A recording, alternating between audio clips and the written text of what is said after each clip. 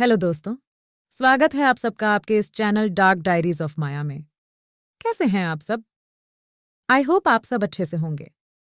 तो आइए सुनते हैं आज की एक नई कहानी। डर भी कमाल की चीज है। ये ना हो तो इंसान की जिंदगी का कोई मतलब ही नहीं। अमीर को पैसा लूटे जाने का डर, रसूख वाले को कुर्सी छिन जाने का डर, हसीना को हुस्न खोने का डर और आखिर में जिंदा को मौत का डर। विश्वास और अंधविश्वास के बीच सिर्फ नजर का फर्क होता है। अगर नजर कमजोर हो जाए या दिमाग देखकर समझ ना पाए तो अंधविश्वास अपनी जड़ें गहरी करने लगता है। सालों से अंधविश्वास पर विश्वास किया है लोगों ने, और ऐसा ही देहरादून के पास ब्रिटिशर्स मार्क हेस्टिंग के साथ भी हुआ। जब हिंदुस्तान ब्रिटिशर्स का गुलाम था तब क्वीन विक्टोरिया और जॉर्ज द फिफ्थ के गुणगान करते हिंदुस्तानियों की जुबान नहीं थकती थी। तब मसूरी में एक नवाब हसन प्रिंस अशरफ का एक अच्छा खासा एस्टेट था। नवाब ने अपने नाम हसन अशरफ के बीचों बीच प्रिंस नाम की जो तख्ती लटकाई थी, वो भी इसीलिए कि आखिरकार ब्रिटिशर्स के साथ उठने बैठने के लिए, यानी मेमनों के बीच औकात बनाने के लिए भेड़ के सींग काटने पड़ते हैं ना। तो नवाब प्रिंस हसन के 7 एकड़ के इस एस्टेट में एक शानदार हवेली दीवान महल थी, और महल के ठीक साथ इतना घना बरगद कि सूरज की रोशनी को बरगद की टहनियां छांटने में मशक्कत करनी पड़े। कहते हैं बरगद की उम्र और जड़ें गिनना लगभग नामुमकिन है। नवाब प्रिंस हसन अक्सर रामपुर या देहरादून में रहते थे और इस एस्टेट को भगवान भरोसे छोड़ा हुआ था उन्होंने। गर्मियां जब आती तो अंग्रेजों की गोरी खाल पर सूरज की तपिश में अंग्रेज तरबूज की तरह लाल हो जाते थे। गर्मी से बचने के लिए 3 महीना अंग्रेजों को हिल स्टेशन में उठ मिलती। मार्क हेस्टिंग भी हर मैजेस्टी सर्विस में एक खास रुतबा रखते थे, और हिंदुस्तानियों को हिंदुस्तानियों के ही पैसे से हिंदुस्तान में गुलाम रखने की ये जो कला है उसमें ज्यादातर अंग्रेज महारत रखते थे। मार्क हेस्टिंग को भी लगा कि रसूख की दरकार है कि उनका भी किसी हिल स्टेशन पर 3 महीने के लिए आरामगाह रहे। हसन साहब ने भी अपना ये एस्टेट अपनी आयाशियों के लिए नीलामी पर लगा रखा था, और साथ ही साथ अंग्रेजों की चापलूसी भी हो जाएगी, ऐसा सोचा उन्होंने। मार्क हेस्टिंग को ये दरख्तों से लदा खूबसूरत एस्टेट भा गया था। साथ में एक महलनुमा हवेली भी थी। हेस्टिंग ने एस्टेट खरीदने का फैसला किया। Thank you Mark Hasting, thank you. मुझे बहुत खुशी है कि यह खूबसूरत महल आपके हाथ में रहेगा, नवाब ने हेस्टिंग को कहा। Thank you prince Hasan, it's a beautiful piece of land, it's a misfortune that you never enjoyed it, Hasting ने कहा। मेरे जायदाद में ये एस्टेट ऐसा ही है जैसे समंदर में एक बूंद, पर शुक्र है कि ये रियासत का हिस्सा एक रईस से दूसरे रईस के हाथों में जाएगा, नवाब ने हेस्टिंग को कहा। हेस्टिंग ज़हन में एक सवाल था और बेझिझक उसने पूछ लिया। इस एस्टेट के बीचों बीच एक झोपड़ी है जहां एक लेडी रहती है, और वह जमीन छोड़ने को तैयार ही नहीं, और मुझे ये जमीन पूरी तरह से खाली चाहिए, हेस्टिंग ने कहा। ओ जी, फायज़ताई, वो हमारे वालिद महरूम उनके लिए काम करती थी। आप फिक्र ना करें, थोड़े दिन की बात है। अपने आप नवाब की बात खत्म होने के पहले ही हेस्टिंग ने कह दिया। Let me be very clear prince Hasan, I want this land vacated और द डील इज ऑफ। नवाब की शान और महली ठाठ उस हुक्के की तरह थे जिसे बिना कोयले के ही गुड़गुड़ाना पड़ता है। नवाब को पैसे की जरूरत ही ताकि उसके अय्याशियों का सिलसिला बंद ना हो, और दूसरी तरफ फाइजा ताई क्या करे क्या ना करे, अगर ये सौदा हाथ से निकल गया तो अंदर से हालत काफी खराब थे। फिक्र ना करें मिस्टर हेस्टिंग, फाइजा ताई से मैं बात करता हूं, नवाब ने कहा, और आनन फानन में फाइजा ताई के घर जा पहुंचे नवाब प्रिंस हसन। साथ में नवाब का वफादार हामिद भी था। फाइजा ताई देखिए कौन आया है आपकी झोपड़ी में, अरे आपकी तो शान बढ़ गई, हामिद ने फाइजा ताई से कहा। फाइजा ताई जो एक खटिया पर पड़ी हुई थी उठकर बैठ गई। अरे हसन बेटा, अरे आओ आओ, कितना वक्त हो गया तुझे देखे, आ बेटा आ, तुझे शरबत पिलाती हूं। बचपन में याद है कैसे मेरे पीछे पड़ा रहता था। फाइजा ताई शरबत बना दो, याद है, बैठ जा बैठ जा, ताई ने जवाब दिया। नहीं, उसकी जरूरत नहीं है, शरबत पीने नहीं आए, नवाब ने दो टूक जवाब दिया। फाइजा ताई नवाब की तरफ देखती रही कि ऐसी क्या बात है कि इतने अरसे बाद उसका हसन उससे मिलने आया है। ताई आप जानती हैं कभी हमने या हमारे खानदान ने आपसे कुछ नहीं मांगा, पर आज हम चाहते हैं कि ये जगह है जहां आप रहती हैं उसे आप खाली कर दें। इस जमीन का हम सौदा कर रहे हैं। आपको इसी एवज में नीचे गांव में हम घर बनवा देंगे। नवाब ने जवाब दिया। नवाब की बात सुन के फायजा ताई गिड़गिड़ाई। हुजूर, ऐसा जुल्म ना करो, यहाँ मेरी यादें हैं। आपके अम्मी अब्बू, मेरे सोहर, सब ने अपनी आखिरी सांसें इसी जमीन पे ली हैं। आप मेरी गोद में खेले हैं बेटे। मैं बुढ़िया ज्यादा दिन पसर नहीं करूंगी, इस जमीन से अलग मत कीजिए मुझ पर, फाइजा ताई ने कहा। नवाब के दिमाग पर तो फिरंगी टोली को खुश करने की पिनाक चढ़ी थी। अम्मा देखिए, बच्चों की तरह खेले हैं, इसलिए फिर से आपको बता रहे हैं कि बुजुर्ग की तरह हमारी खुशियों को मानिए और अपने बच्चे कूचे दिन किसी कहीं आराम से गुजारिए। माल भत्ते, रोटी पानी की चिंता मत कीजिए आप, नवाब ने कहा। पर हसन बेटा, हमारी बस इतनी सी अर्ज थी कि अगर आप। फायजा ताई की बात पूरी होने से पहले ही नवाब भड़क उठे। आपने पाला है, लेकिन बेटे नहीं हैं आपके। अपनी औकात पहचानिए और अगली बार हमें छोटे नवाब कह के बुलाइएगा, नवाब ने कहा। नवाब ने ऐसी धुड़की दी कि बुढ़ी फाइजा ताई एक पल को अपना होश खो बैठी। फिर अपने आप को संभाल के फाइजा ताई ने भी कह डाला, ठीक है छोटे नवाब, पर अब जब आप मेरे हसन नहीं हैं और मुझसे तकाजा करने आए हैं तो मैं भी बता देती हूं, अब यहां से मेरी लाश ही निकलेगी। कानून की दावपेच मुझे मत सिखाना, क्योंकि इस जमीन का पट्टा आपके वालिद साहब ने मेरे नाम करवा दिया था। अब आपको जहां जाना है जा सकते हैं, फाइजा ताई ने कहा। सुन के नवाब गुस्से में लाल हो गए और फिर मुद्दा हामिद ने संभाला। ए सुनो बुढ़िया, ये ज्यादा कानूनची न बनो, वरना छोपड़ी समेत जलवा देंगे, समझी कि नहीं समझी।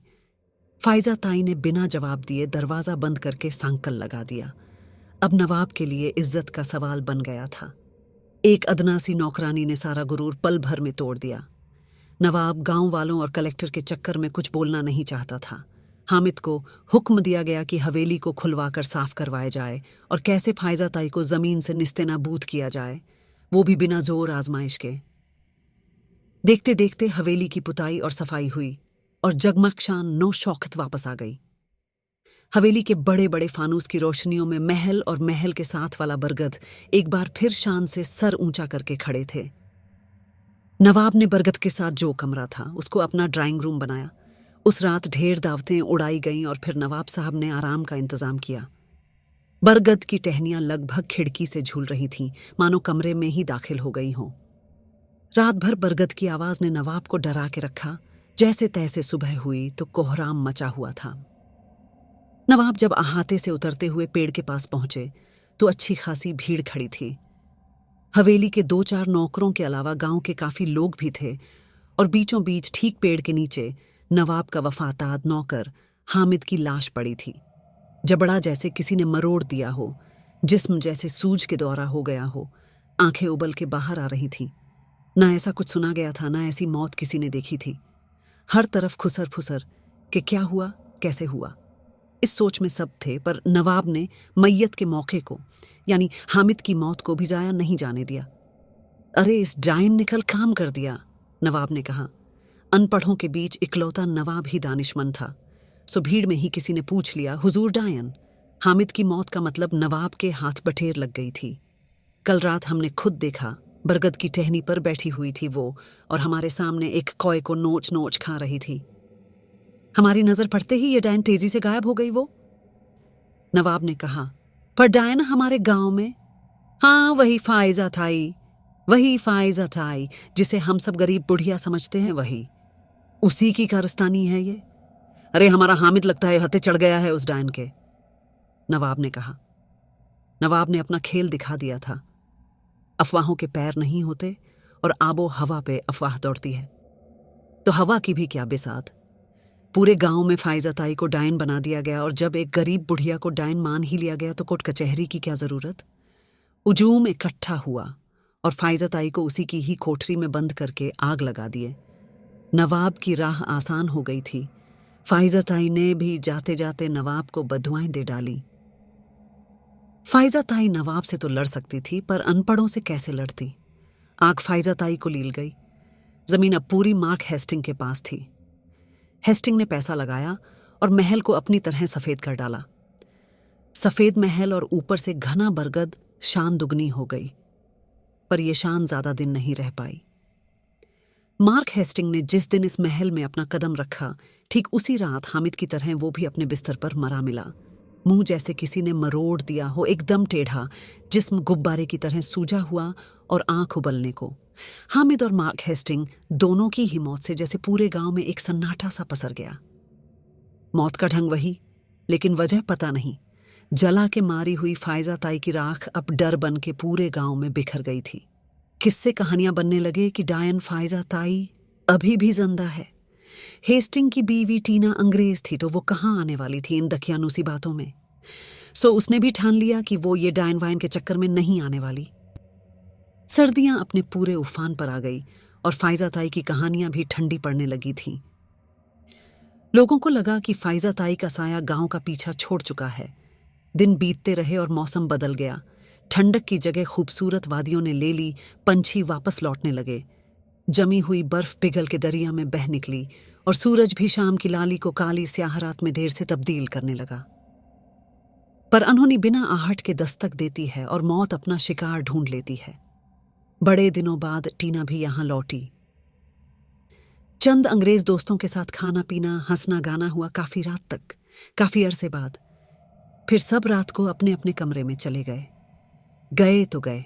दूसरे दिन तीनों जमील पर धाराशायी मिले, विडो टीना हेस्टिंग और उनके खास मेहमान मिस्टर और मिसेस स्मिथ। अंजाम वही जो हामिद और हेस्टिंग का हुआ था। फायजा ताई का साया या बद्दुआ अब तक इस हवेली में रहने वालों की जिंदगियों को कतर रही थी। उस दिन हवेली में जो ताला पड़ा तो भूतिया हवेली के नाम से पूरा गांव जानने लगा। उस पूरी जमीन पर आना जाना तो दूर, लोगों ने उस और मुंह भी करना बंद कर दिया था। इन 5 मौतों ने 500 मौतों की अफवाहों को जन्म दिया। खाली बैठे लोगों ने किस्से कहानियां बनाए। बच्चों को डराने के लिए हेस्टिंग की हवेली का नाम ही काफी था।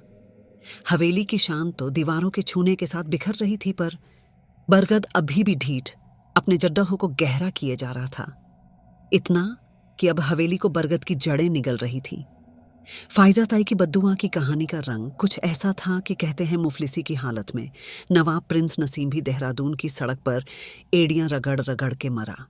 पर एक सच ये भी था, मौत तो हुई एक नहीं और 5 की 5 एक जैसी। हिंदुस्तान अब आजाद हो चुका था और 40 साल भी बीत चुके थे, पर अंग्रेजों का दबदबा अभी था। और 40 साल से जंग खाए हुए ताले को चाबी मार्क हेस्टिंग के 2 पड़पोते ने लगाई, डेन हेस्टिंग और जेम्स हेस्टिंग। ये दोनों लंदन से आए और उन्होंने फैसला किया कि कम से कम हवेली से कोई कीमत तो मिलेगी। गांव वालों ने बहुत समझाया, पर डेन और जेम्स ने इन बातों पर ध्यान नहीं दिया। अंग्रेज थे, ऐसी गांव वालों की बात कौन सुनता है। झाड़ झखाड़ उखड़वाए गए, हवेली की मरम्मत कराई गई। हवेली नई नवेली दुल्हन की तरह फिर सबके सामने थी। फिर डिस्ट्रिक्ट मजिस्ट्रेट ने डेन और जेम्स को मशवरा दिया कि उस घर में रहने से पहले घर की क्लींजिंग या शुद्धिकरण करवा लें। अब कान में फूकने वाले 1000 बैठे हो तो इंसान कितनी देर ना सुनेगा। बेचारे दोनों भाइयों ने गांव वालों के कहने पर बुलवा भेजा पुजारी त्रिपाठी जी को।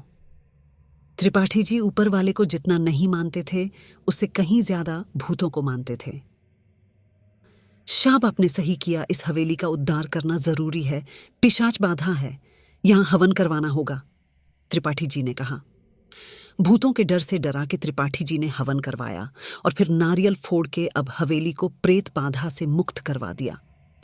गांव में ढोल ताशे बजाए गए। फायजा ताई के साए से अब डेन और जेम्स के साथ साथ गांव वालों को भी मुक्ति मिल चुकी थी। पर अगले ही दिन सुबह मौत के साए में फिर हवेली को घेर लिया और इस बार मौत का कहर गिरा डेन पर।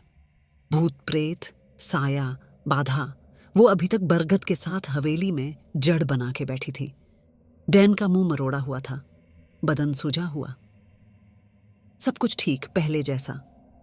अपनी दक्षिणा पकड़ के पंडित त्रिपाठी जी जो गए थे, उन्हें वापस धोती पकड़ के आना पड़ा। गांव में घबराहट थी और त्रिपाठी जी का धंधा चौपट हो रहा था। अपनी गलती इस बार त्रिपाठी जी ने बरगद के सर पर डाल दी थी। ये पेड़ ही सारे समस्या का जड़ है और ये कहें कि पेड़ को फायजा ताई की तरह आग के हवाले करना ही पड़ेगा, त्रिपाठी जी ने कहा। आग लगाने की देर थी कि पेड़ के तने की एक बड़े से खोखले हिस्से से केंकड़ों के बराबर की मकड़ियां निकलनी शुरू हो गई। हर तरफ अफरा तफरी मच गई। मकड़ियों ने 2-4 को काटा और जहर का असर ठीक वही था जो अब तक मरने वालों पर हुआ था। डायन अंधविश्वास था और मौत का कारण ये जहरीली मकड़ियां। भूत ना तो हवेली में था और ना पेड़ में। भूत दिमागों में था और जहर मकड़ियों में। भूत, प्रेत, पिशाच, डायन या भगवान, ये सब एक दूसरे के बिना अधूरे हैं और हम सब भी कहीं यहीं अटके हैं, अपनी अपनी मजबूरियों में झूल रहे हैं। तो कहानी को यहीं विराम देते हैं। शुक्रिया। कहानी कैसी लगी कमेंट करें, और अगर आपको कहानी अच्छी लगी हो तो चैनल को लाइक, शेयर और सब्सक्राइब करें। अगर आपके पास भी कोई कहानी हो तो हमें मेल करें या इंस्टाग्राम पर मैसेज करें। मिलते हैं अगले कहानी में। तब तक अपना ख्याल रखें और सुनते रहिए dark diaries of Maya. Thank you.